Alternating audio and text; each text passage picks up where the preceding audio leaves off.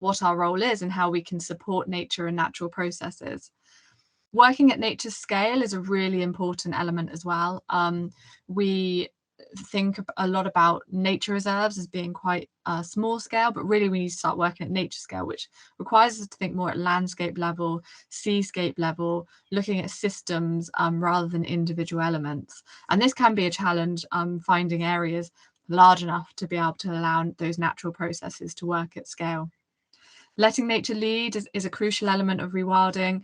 We have a temptation to want to manage ecosystems or know what the outcomes are going to be and work towards those outcomes. It's very difficult to let nature lead the way and kind of have a faith, I guess, that's the right thing to do. And I get approached a lot of the time by landowners who want to make sure that they're doing the right thing by their land. It's really difficult to know when to intervene and when to let nature lead the way. But ultimately, we're trying to restore those natural processes. So we start to get some dynamic systems, but also some surprises along the way. And the final two principles of rewilding are very much focused on people. So rewilding can create resilient nature-based economies, especially in our rural areas. And I'll tell you a little bit about jobs later on. And also securing benefits for the long term. We need to be thinking long term. We need to be making sure that these sites and funding is secured for the next 50, 60, 70 years to really allow those natural processes and rewilding processes to happen. And another thing, just building on the scale side of rewilding, we've put together this graph to start to show how rewilding differs to some of the typical nature reserves that we might see in the UK. Sorry, say that again.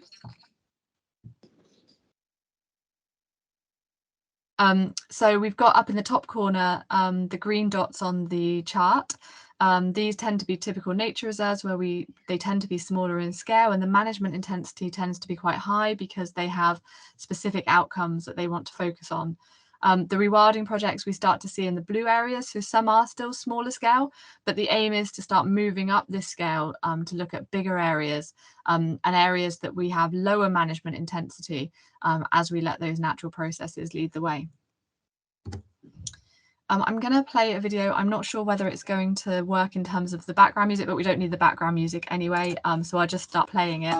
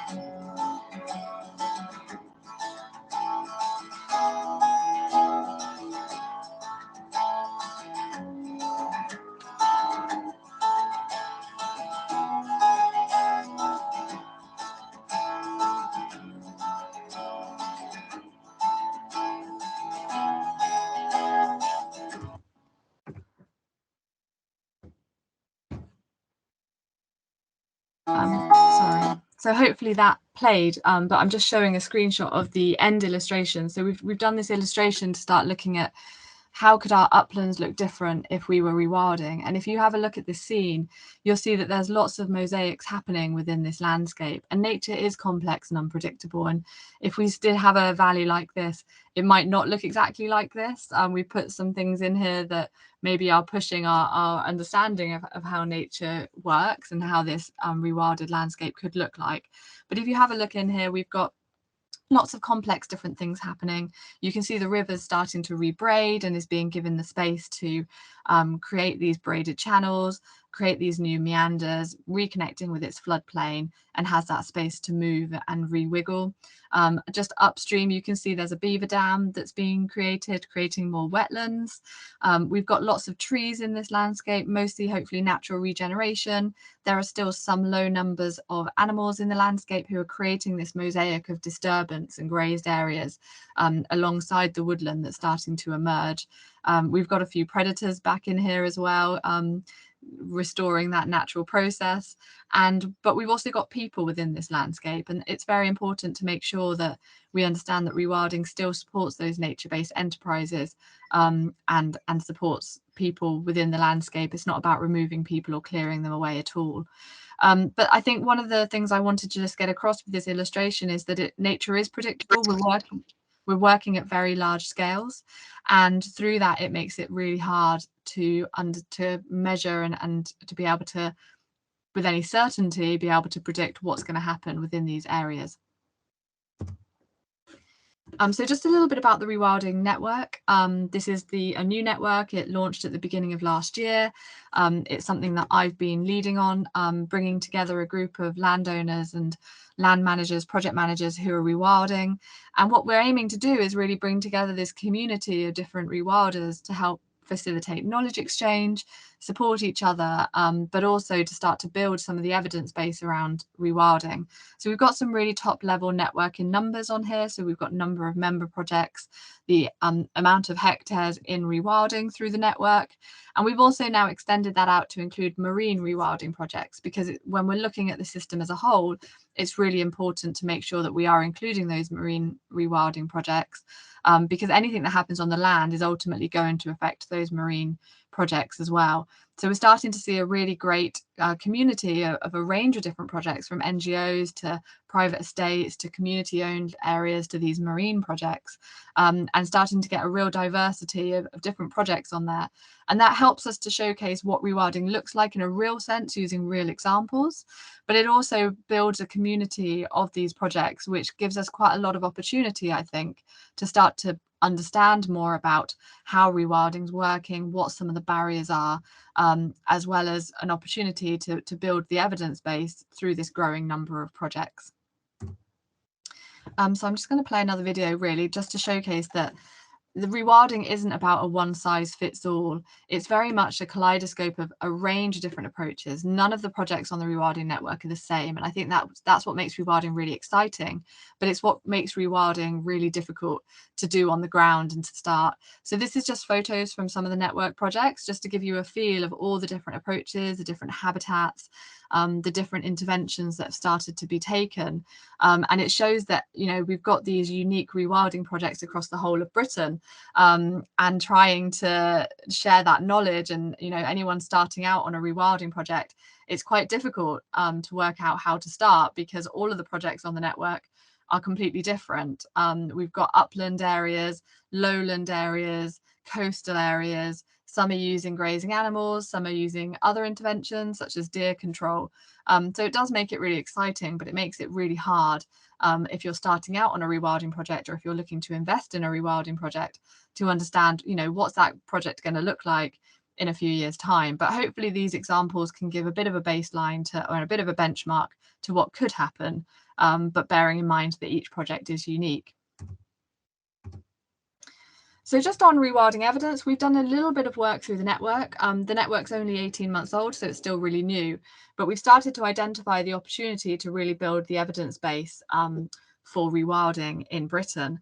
And this is an infographic from a recent nature-based economies report. And we used this information to inform some of our policy work. So we went to lots of stakeholders, including Number 10, and we said to them, we've got this data across a sample of the projects, and over 10 years, this is the information that we have on the number of jobs that have been created, the number of volunteer opportunities that have been created across a range of rewilding projects. And not only do we see an increase in the number of jobs, but we also see an increase in the diversity of jobs, from ecologist to warden to guide, through to jobs in the tourism industry. So we get this real range of different diversity of jobs that are being supported by rewilding projects. And through producing this evidence, we can really start to push back on some of those myths that rewilding is about excluding people.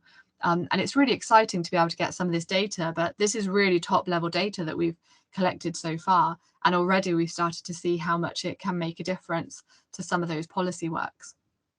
And I think the other thing we can say is, You know, we've got 13 times more volunteers across these projects. We're engaging more people in rewilding projects, from volunteer wardens on the NEP estate through to people who can go out and do survey work and collect some of this data, as well as enjoying and experiencing rewilding projects. So it's a really important engagement tool, as well as hopefully providing some jobs in these, especially in the rural areas, and starting to hopefully support that rural economy more through this rewilding approach.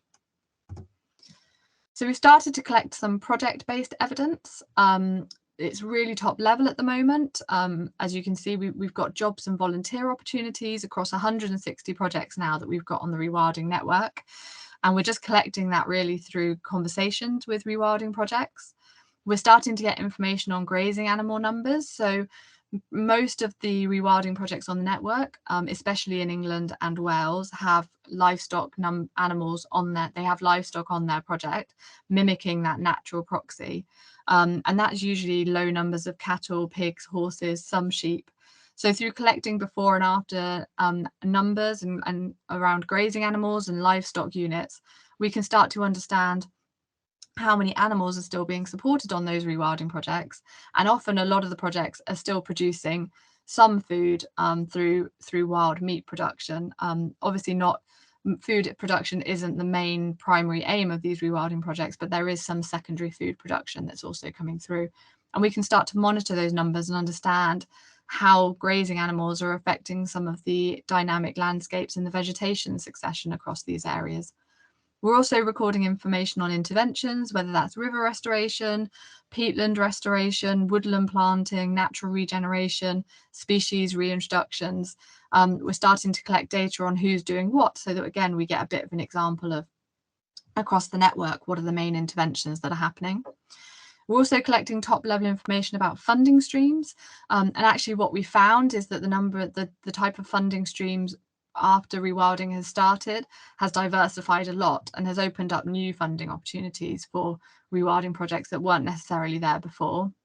And we're trying to collect data on accessibility. You know, what footpaths are there? How much of the area is open access? Can people come and wild camp? Because this is another important element to rewilding projects, is understanding how people can interact with them and how we can get people out into these landscapes, enjoying and experiencing rewilding. We're also doing a lot of work around mapping and connectivity. We're working with the Land app at the moment to start to map out some of the rewilding projects in greater detail. This is quite an old map now. There's a few things missing from it. But the benefit of that is we can start to see where clusters are starting to form, where we might want to start trying to encourage landowners to join up further. It can also allow us to overlay other data layers around connectivity. So the map on the left is a bug life beeline map, and we can start to see how some of the rewilding projects might be able to connect up. But this can also be used to inform modelling. It can be used to inform other mapping exercises or even monitoring exercises to see how rewilding is growing across Britain, but also how that might be affecting some of the habitats that are supported by these areas. So we're doing some work to try and see how we can start to use this data to inform modelling going forward. So one of the questions we need to ask, and I'm sure everyone here probably knows exactly why we need to monitor, but I think it's an important question to ask. Why do we need to monitor rewilding projects? Do we need to monitor them? A lot of the rewilding projects say that you only have to go and experience it to really see how much nature is being recovered and to hear the abundance of invertebrates and to see all the species that are coming in. So why do we need to monitor it? Can we not just assume that rewilding is a good thing for nature? Well, I think that we do need to monitor it. Rewilding is still new, so that we still need to understand how it's affecting it, where it's working well, where it might not be working so well, what interventions are working well as well. But there's also a greater need to monitor rewilding projects, and that is because of the changing funding and policy that's happening at the moment. There's an awful lot of policy that's changing. We know that there's different funding streams that are changing a lot as well. And monitoring is going to be a core part of that, to make sure that as we're getting investment into rewilding projects, we're able to report back on them, especially as we don't have an outcome focus. So we can't say, yes, we delivered this type of habitat. We need to show that we're providing that biodiversity uplift, as well as potential social and economic uplift.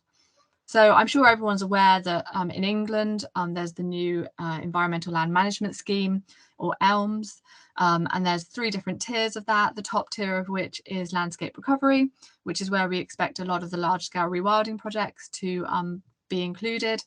And this is really paying farmers to, or landowners, to improve nature recovery across whole landscapes, and that can include rewilding as one option. And although the monitoring framework for ELMS hasn't been entirely decided and developed yet, it's going to require some feedback and monitoring to show how that money's been spent and how that has improved this landscape for nature's recovery. We've also got an increasing number of credit schemes that are coming through. So carbon credits, there's a whole range of biodiversity credits coming through now as well. And they all require a level of monitoring to be able to show that that those credits are being delivered on the ground. And it's quite complex, especially the biodiversity credits, to really be able to show how that biodiversity change is happening. We've also got biodiversity net gain coming through, and in England, there's a 10% compulsory biodiversity net gain approach, and that's to be measured at the moment by the DEFRA metric, which is focused on habitats. And if we're working at large scale, we had a conversation with the NEP estate, for example, about biodiversity net gain, and there's a lot of habitats on the NEP estate, and there's a lot of different things that are happening. It's very dynamic. It's very difficult to start to measure biodiversity net gain at that scale using traditional survey methods. So there is an opportunity there, I think, to start to look at whether we can use technology to be able to monitor that at a much larger scale. There's an increasing amount of private investment going into rewilding. And again, those investment opportunities are going to require a feedback on how that money's made a difference. There's also nature-based enterprises. And we're increasingly seeing social prescribing as something that's coming through as well. So this won't just rely on biodiversity monitoring, but also monitoring the impact of rewilding projects on people's health and how those social prescribing programs are improving people's health, which is another challenge in itself as well. You may not be able to see this. Hopefully we can share the slides afterwards so you can see it, or you can have a look on our Rewilding and the Rural Economy report that's on our website. But I just wanted to include this slide just to show that, you know, there's a complex amount of different things that we're considering when we're looking at rewilding and the benefits and the flow of those benefits. So it's not just about nature's recovery, but we're also looking at carbon, health and well-being. How can we measure ecosystem resilience? There's nature-based businesses there. We want to make sure that there's also an engaged and thriving community. And this is a really important element of it as well, is making sure that there's that community engagement. And we also have to consider the marine environment as well, and how we can start to measure rewilding across the marine. So when we look at the big picture of rewilding, it's not just about the biodiversity monitoring side of things, but the system as a whole, and understanding the benefits from all of these different ecosystem services. And that, I think, makes it quite complex, but also makes it really exciting, because we can start to see these stacked benefits, not just for biodiversity, but also for carbon and for people and health and well-being. So there's a lot of things, a lot of benefits that feed into a fully functioning ecosystem. Continuing on the question of why do we need to monitor, there's not just the funding element of it, but we also are seeing a lot of work around policy and understanding how we can support nature's recovery. So many of you will be aware of the state of nature reports that come out regularly. There's also just been, I think it's just been approved or is out for consultation, is the targets for nature recovery. So the government have set targets for nature recovery by 2030. So they want 30% of Britain to be in nature's recovery. And that includes targets around the health of rivers, air quality, and halting the decline of species by 2030 as well. So there's a lot of targets out there, and to make sure that we're meeting those targets, we do need to monitor. And if we can't monitor rewilding projects because they're quite open-ended, that's going to kind of mean that they don't get included in that. And I think that would be a real shame, because rewilding is one of the tools of achieving nature recovery across Britain. So we do need to monitor the biodiversity.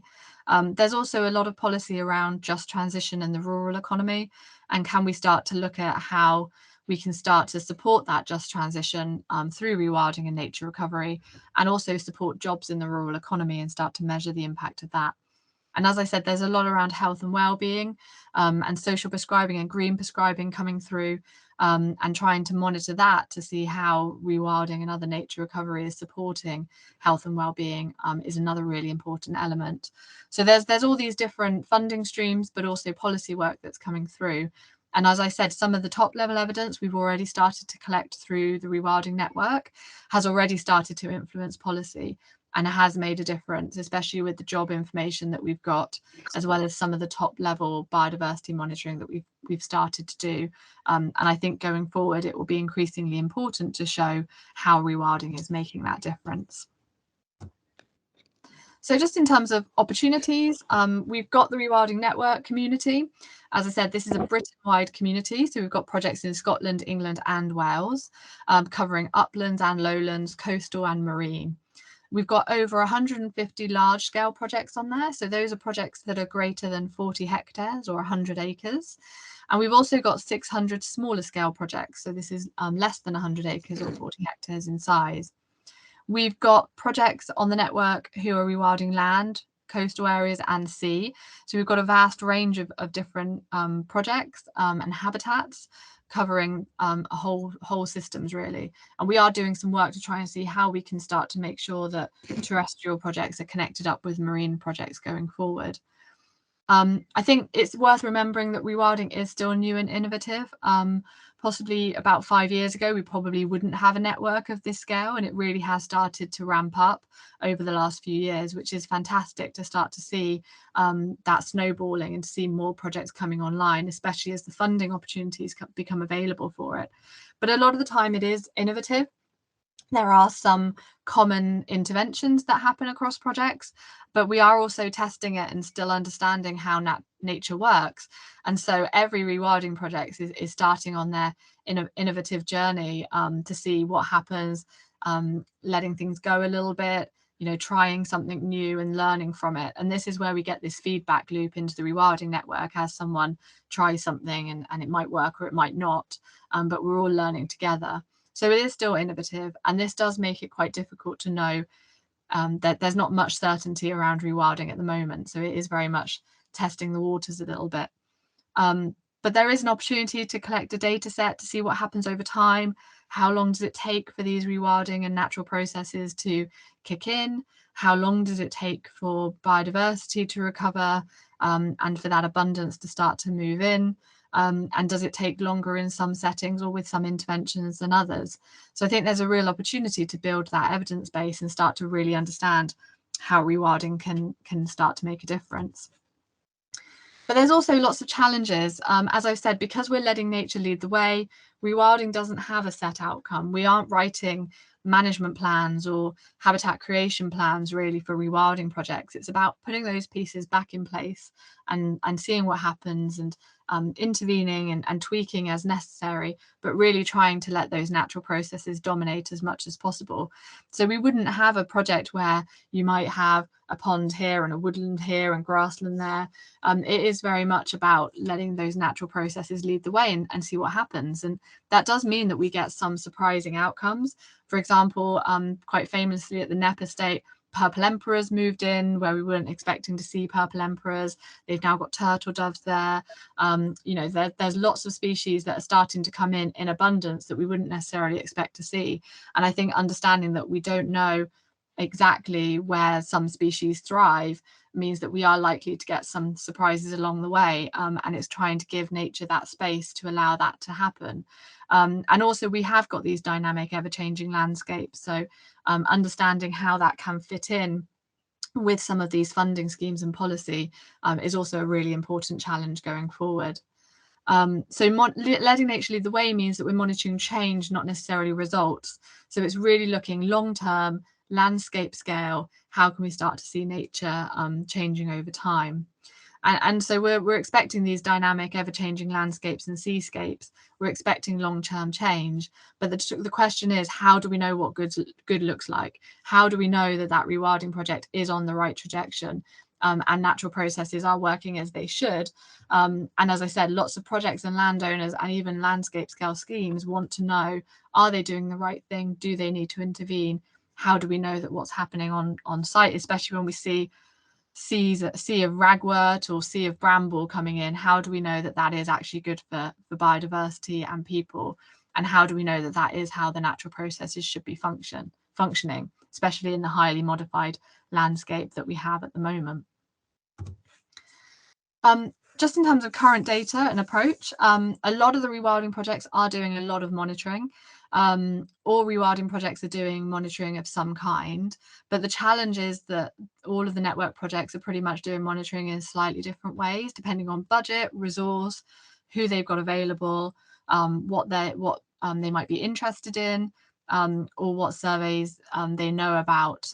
So there are some commonalities between them. A lot of projects do bird surveys, for example, butterfly surveys, and pollinator surveys are quite popular, as well as vegetation surveys, but often they can be quite patchy, and the indicators and the methodology vary hugely. So in terms of trying to collate that data, it can make it quite tricky to really be able to bring that together into one place, even at the site level. You'll see on the picture on the right here, I've just done a screen grab of some of the monitoring and surveys at the Knepp estate. And this is just their 2019 surveys. And you can see that they've got a whole range of different data from birds, butterflies, annual herd inspections, bat surveys. They've got specific research projects there. So they've got a lot of data. But if you look back at their baseline surveys, they don't have baseline surveys for things like soil health, for example. And I know the team there would really wish that they had done that at the baseline so that they have something to compare to now. And also it's very difficult to put that data into something that's meaningful and can actually show on a dashboard the change over time as well. And I know that this is something that the team are working on to try and bring that together, but because of the vast amount of data that they have and in different formats, it can be quite difficult. So trying to bring together that data at the project level and also then potentially at the network level is quite difficult when the indicators vary so much. Funding and resourcing also varies. I know some projects have spent about 100k on detailed surveys. That's not going to be accessible for the majority of rewilding projects. So there is a challenge there in terms of making sure that it can work practically on the ground. And most of the rewilding networks are currently focusing on biodiversity surveys. There's not too many that are looking at the socioeconomic impacts, and they tend to be species-specific surveys. There's lots of emerging technology coming through. We're starting to see LiDAR, satellite imagery, eDNA and metabarcoding. There's a lot around social media to monitor visitor numbers and using QR codes. And of course, there's soundscapes, which I know is going to be the focus of today. So I think the technology is starting to come through, which provides some really exciting opportunities for collecting large-scale big data. And hopefully being able to collect data in a more consistent way between projects. So that's really exciting, and trying to see how the technology can be applied is going to be a really important element.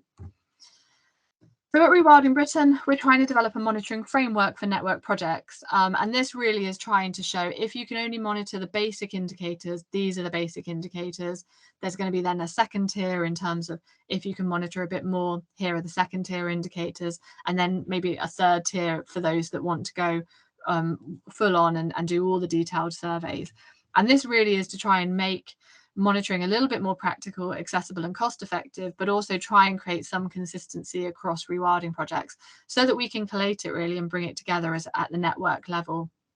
And so these different levels will depend on resource and budget and the funding requirements. And we're trying to link it up to all the funding streams that are coming through to make sure that we're not collecting double the data.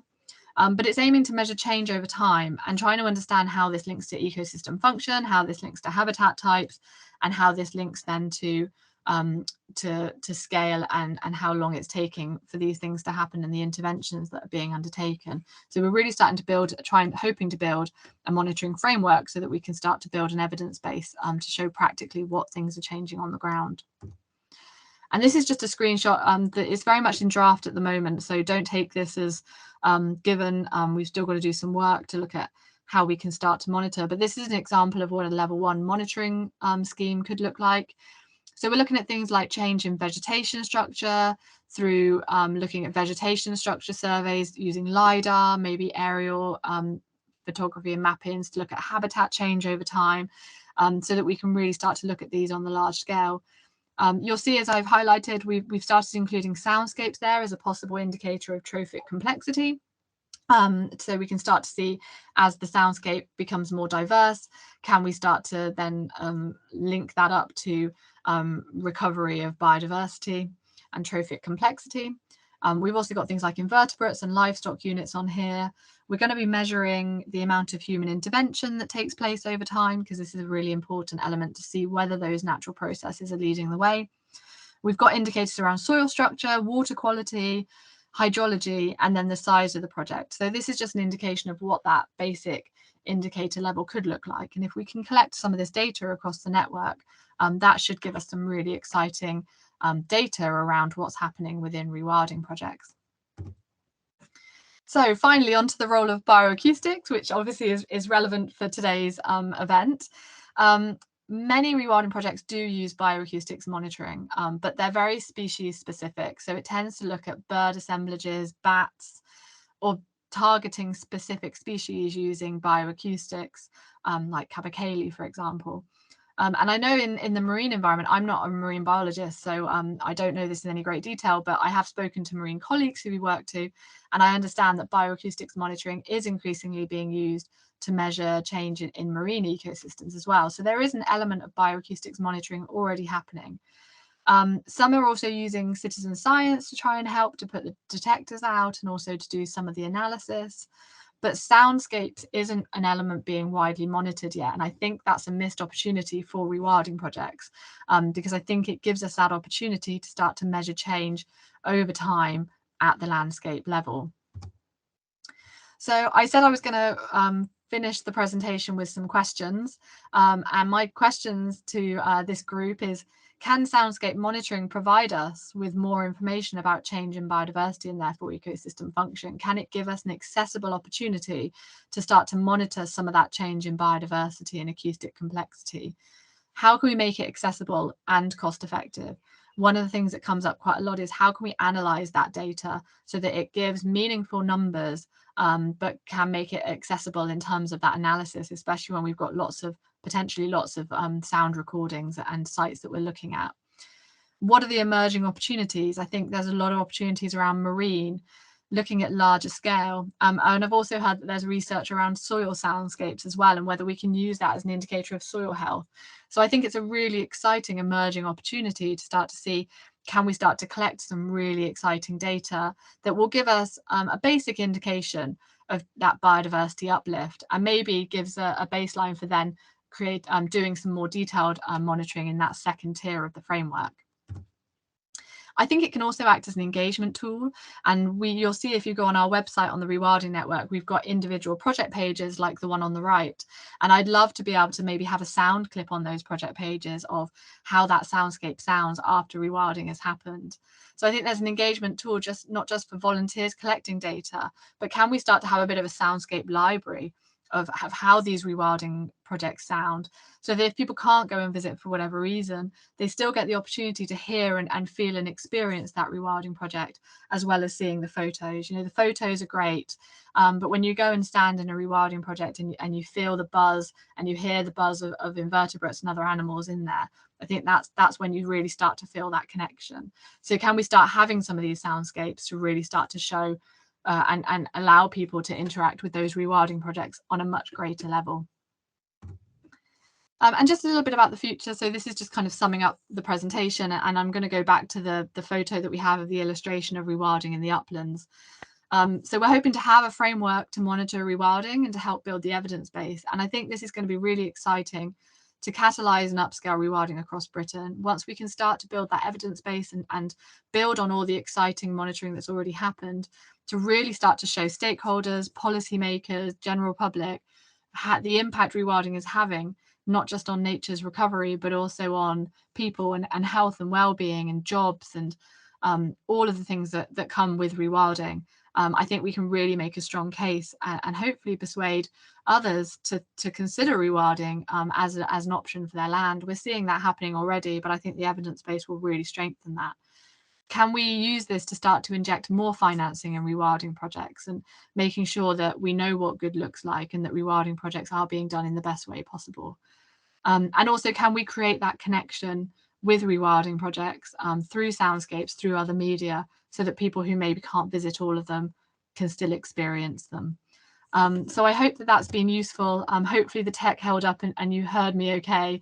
But just a final challenge, just to think big and act wild. And I think it's a really exciting time to get some of this monitoring up together, and hopefully start to understand more about the dynamics of natural processes. So if anyone's got any questions, I'd be happy to take them now. I've got my contact details on here as well, if you need to drop me an email afterwards, but more than happy to take questions now.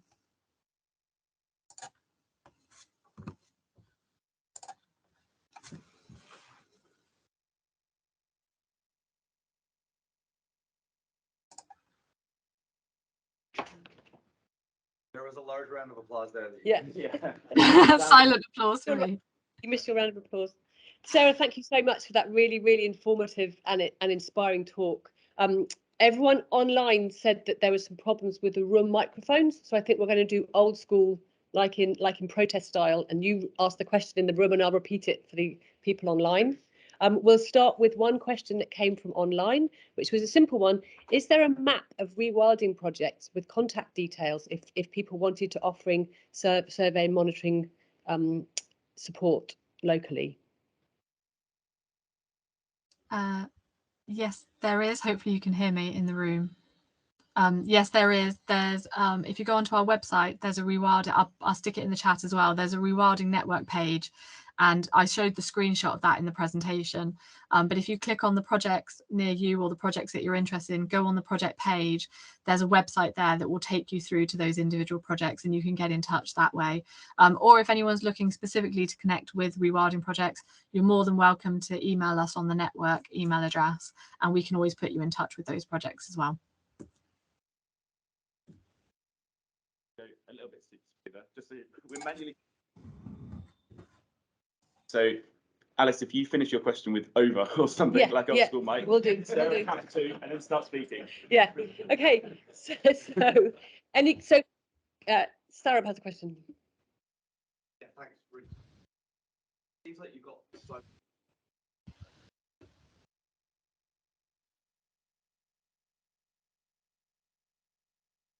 Slightly more like biological things you can measure. So I don't know if you get the case that you say let. Thank you. But then you're getting rid of a bunch of really important insects. Like, who makes that decision? Which one, where do you include which ones with? Okay, that was quite a long question. Future questions come up to the front. So the gist of it was you've got loads of objectives from the full 360 perspective, which is necessary: emotional, biological, economic, social. But how do we make decisions? So some people think a jaguar is cool, but they kill insects, probably via some other layers of the trophic chain. Who makes those? They've got big paws. Who makes those decisions?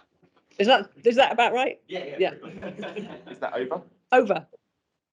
Yeah, so I think with everything and with rewilding, a lot of it is about understanding what are those natural processes that would take place on that rewilding project, and what pieces might we need to put in place to restore those natural processes. So I guess it's not so much a decision about whether a jaguar should be there or not, but looking at understanding what are those natural processes and what role is that jaguar having on those natural processes. And I think generally we need to be a little bit more accepting that there might be some species that might be affected by that particular animal coming in, but they all evolve together and it's part of that natural process. So it's all about balance. And I think, it's all about restoring that balance.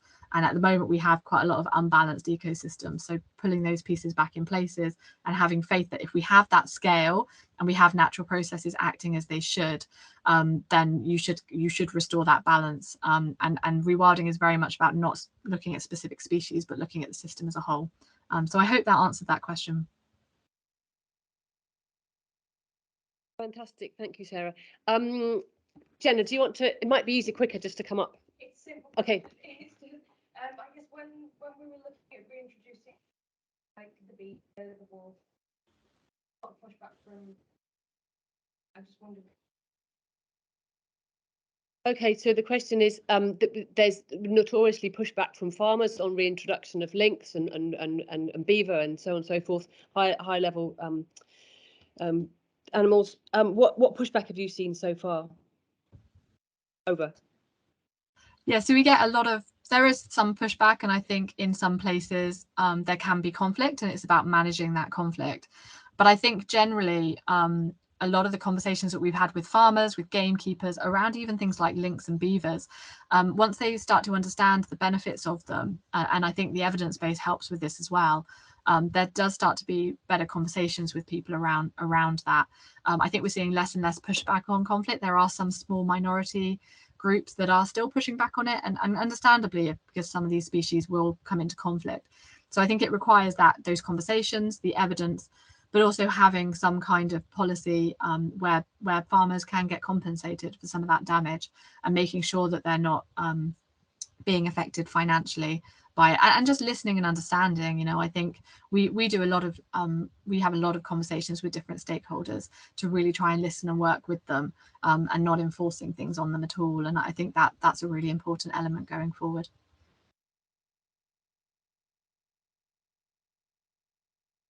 Thank you. We've probably got more questions than we've got time for. I don't know who asked who had the hand up first. I think you had your hand up before. It's when you think of monitoring change over, thinking about, I think as soon as you start thinking of those facts, you need to think about your sampling design and regards to statistical power, because you want to make sure that whatever you do does actually have the power to detect what you want to see. And I think that's something that put a point really for any monitoring scheme. Yeah. Power analysis should be underpinning it.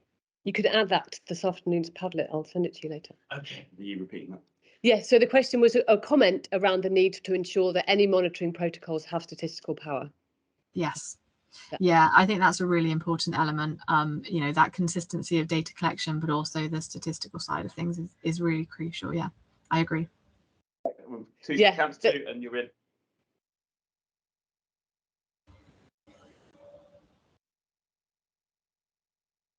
Sorry, say. Last comment. So if you do that last comment. Sorry, I can't quite hear you. Please just repeat your comment. Oh, what, my comment? Oh, okay. No, I was just agreeing with you. I was just agreeing that any monitoring framework not only has to be practical, but has to have that statistical element to it as well, and make sure that it's robust. So we're doing a lot of work to try and make sure that it includes that element of it. So I agree. Okay, I think we could have this discussion all day. It's a really, really important discussion. I think it's very close to most of our hearts and minds. Maybe we could take the questions for Sarah's talk onto the Slack channel for this. Do we have a specific one? Session 3. Session 3. Bring it into session 3 chat, and then there is going to be another platform for a chat later, and these ideas will all be collected. It's absolutely core, of course, to all of our thinking, but because we've got a packed schedule and we can't run over today because people need to go home, so I'm really sorry. In the interest of time, we're going to move on to the next session, which is a series of talks around soundscape monitoring. Sarah's organisation is also suffering some COVID casualties, so she has to go and cover someone else, but she's going to come back and join us for the panel at 12 o'clock. So there will be much more. There'll be more chance to hear from Sarah then. So a final thank you from Sarah, and yeah, we'll see you later on. Many thanks for joining us on a busy day. Thank you.